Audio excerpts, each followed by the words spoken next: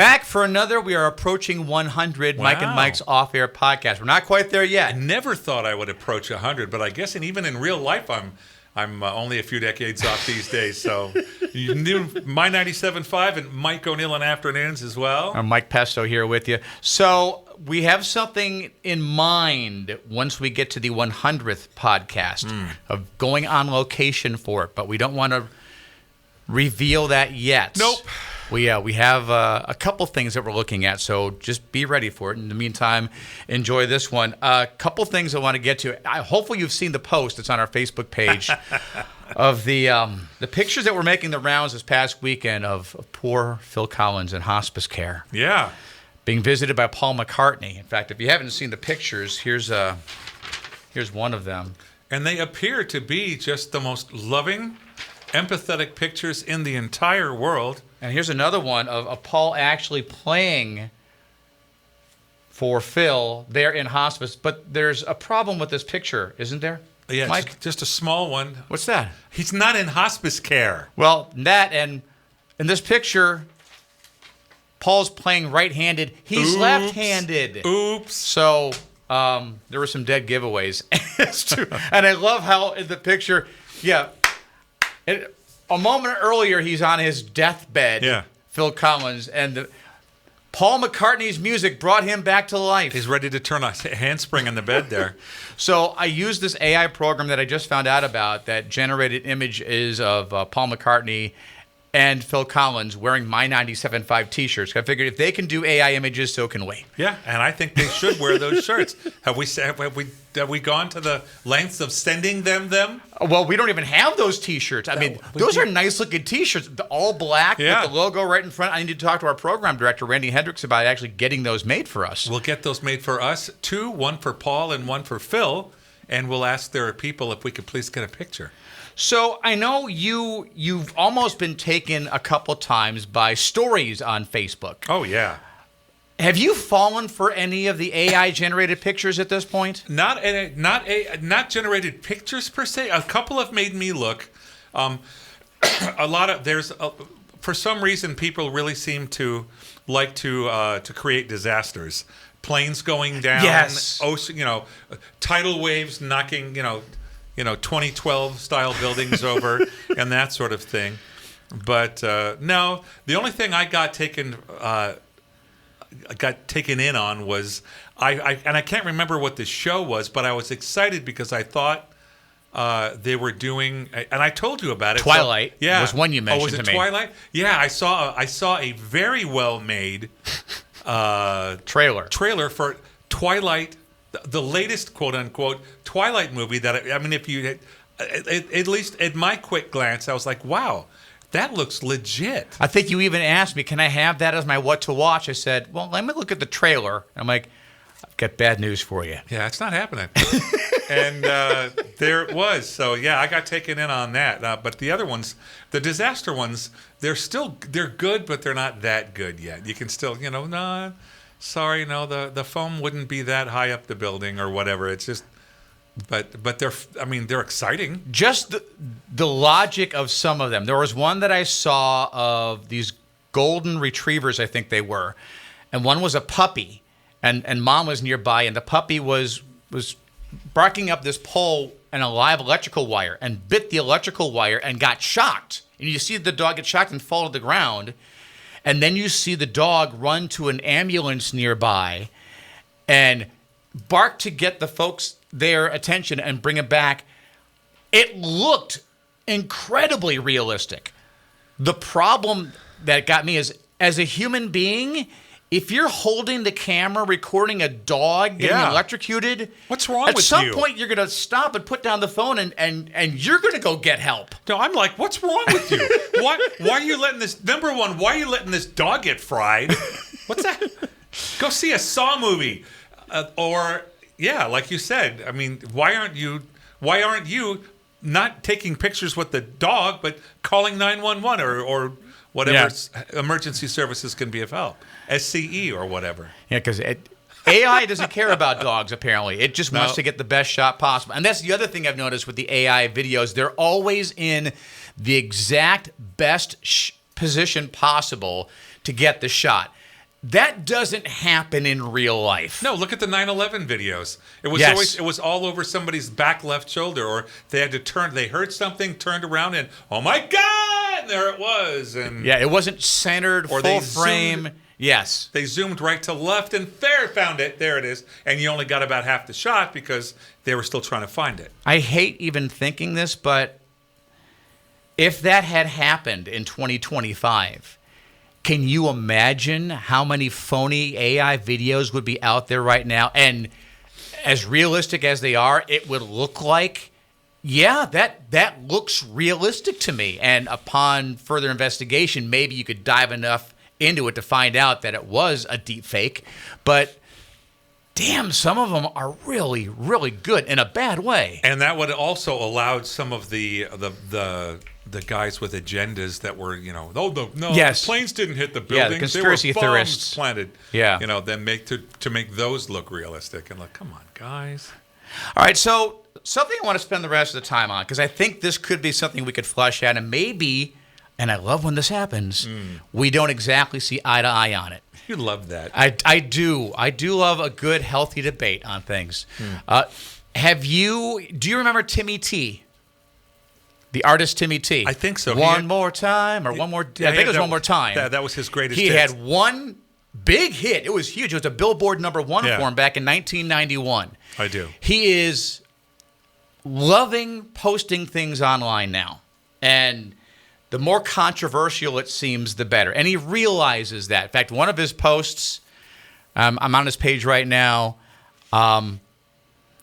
he is sitting in an area on this curb, and maybe you can see it on the camera here. If you're watching on YouTube, great. You can actually see the word blank parking. It starts with a D.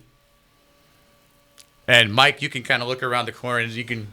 I'm not going to say it, even though we could say it on our podcast if we wanted to, but it's just not a word that's in my vocabulary. I don't see that well. Oh, that's lovely.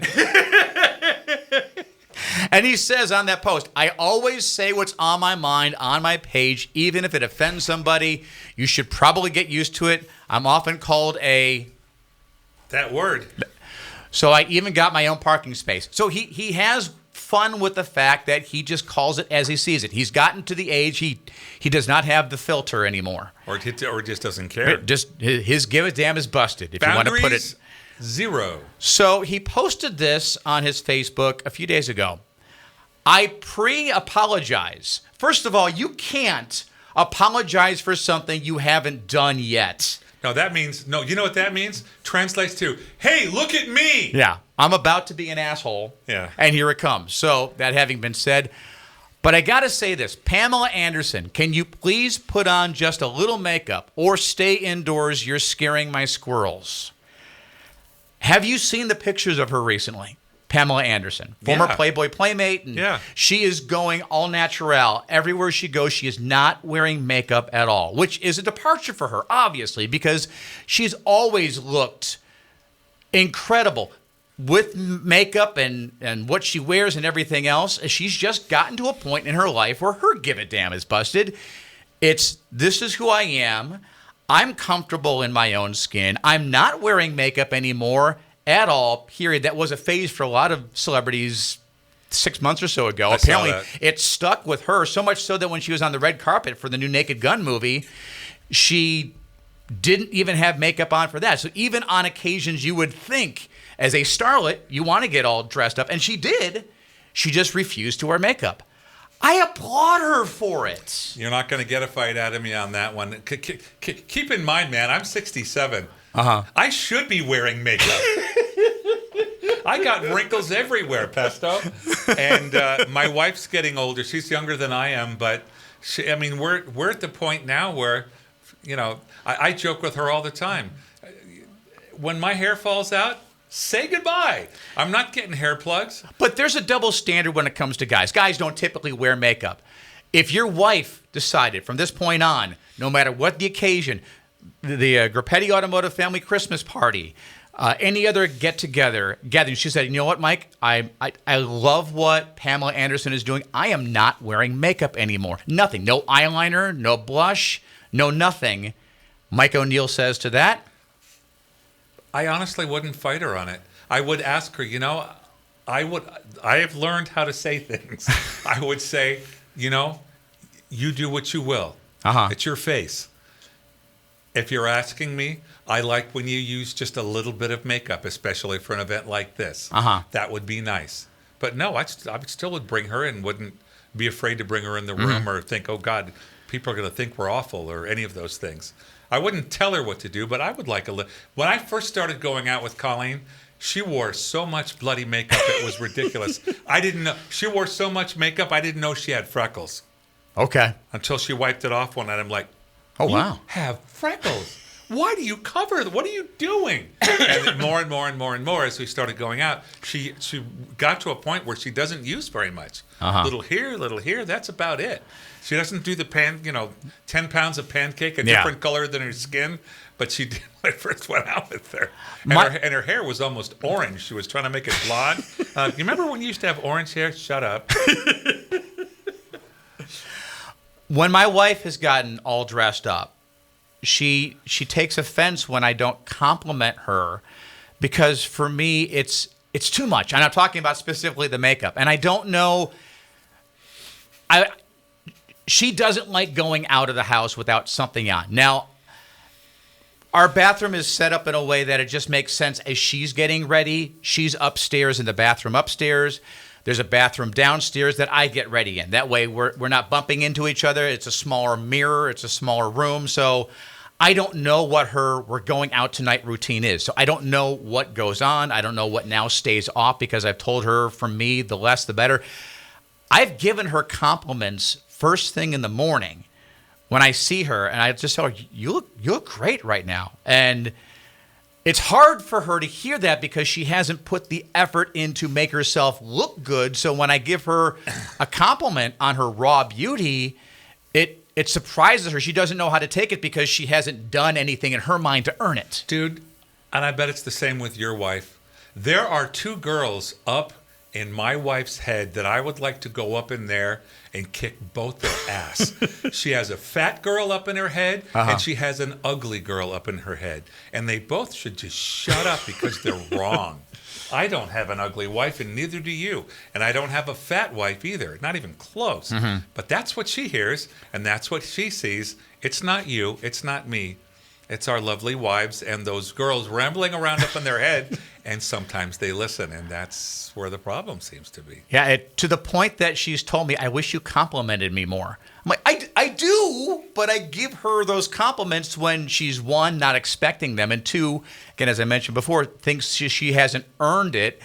It's not an earned thing. It's No. like I'm looking at you, and I'm seeing, without the makeup on, with you just out of the shower, and your face is refreshed. I'm like, and you've washed all the stress of the day away at that point. You look good. You look relaxed. You look refreshed. This is the wife I would love to see a little bit more often. There's no way you can know. The ugly girl in her head just sounded off, and you didn't know, and you weren't there to go, no, you're not. You look lovely.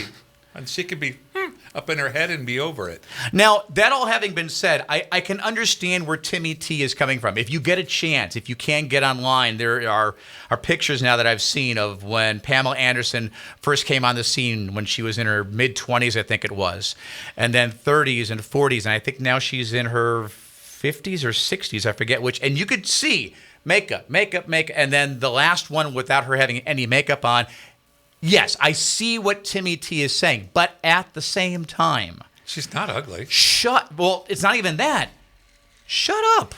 It's, if she is comfortable doing it, you do you. Yeah. Let everyone else do them. He's entitled to his opinion. Don't get me wrong, but it's an opinion personally I would never share on social media because, again, I think everyone should do what makes them comfortable as long as your joy doesn't interfere with my joy. Live and let live. And here's the thing. We don't wear makeup, Michael, but we do something similar to what women do, but not as much as we used to. What's that? When I first was in radio, I shaved every day, and I shaved every day for a long time. Mm-hmm. I shave 2 days a week now. I shaved today because we do a podcast, and I shave That's funny. half an hour before church. That's it. And Those are the 2 days a week I shave. I wouldn't shave at all if I didn't have to. I hate it. That's funny that you shave specifically for the podcast because we have the video now, obviously. Obviously, I don't. I did this morning, actually last night, because I love taking my showers the night before. You can get into bed and you're fresh. So I shaved so I don't have the chin beard going. But my wife likes a little bit. So I was about to shave in the shower. I'm like, no, I feel a little bit of a 7 o'clock shadow thing going on here. This is short. If you are watching on the YouTube video That's or his Miami online, Vice beard. This is short by my wife's standards. She would like this a little to the point that it gets itchy for me, and I don't like it anymore. That's about the point my wife really starts liking it. So it's good for a few hours for both of us, and that's about it. Yeah. But another part of that whole conversation is, and I talked I'll be honest with you, I've already talked with Mickey Thomas from Starship. We had a great conversation about a week or so ago, which you're going to get a chance to hear parts of it, and then the whole thing we'll post online. But one of the things that we talked about was him still doing what he's doing. And I would say it goes for any actor, actress as well. How long do you keep doing what you're doing?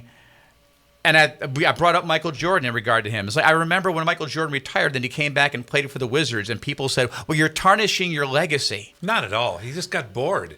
And that goes to, I wanted to ask you about this too. When it comes to stars, whether it's a baseball star, basketball star, even a Hollywood actor or actress that is hanging on too long sort of thing, and people will say, oh, they should have stepped away. They're no longer at the top of their game. Listen, as long as someone is willing to pay you to do something you love to do, as long as those checks keep on coming in and you love doing it, the pros and the cons, and you're willing to do all of it, hit the road as much as Starship featuring Mickey Thomas does with Flock of Seagulls at Adventist Health Amphitheater, if that's what you love to do, again, everybody else can just shut up. I bet he wakes up grateful every day because he still gets to do it. I'm still doing radio at 67 years old. I love this business. I tell my wife all the time, I'll probably end up dying on the air. But the point is, as long as I can, I will. The old 65, that doesn't really matter. I'm not lifting feed bags over here. I come in here every day and I talk to y'all. And it's pretty easy. So I kind of think you're stuck with me for a while.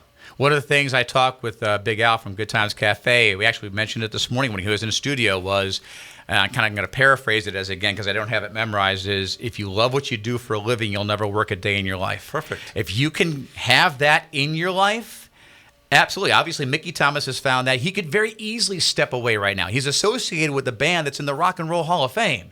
He personally isn't in, but and maybe that's a driving thing for him. Whatever it is that still drives him, that gets him to get up every morning and still want to do what he does, God love you. Keep doing it. I think the reason he's still doing it is because he still can. He still has the vibrato. He still has the good voice. And if I were him, I'd keep going till I couldn't.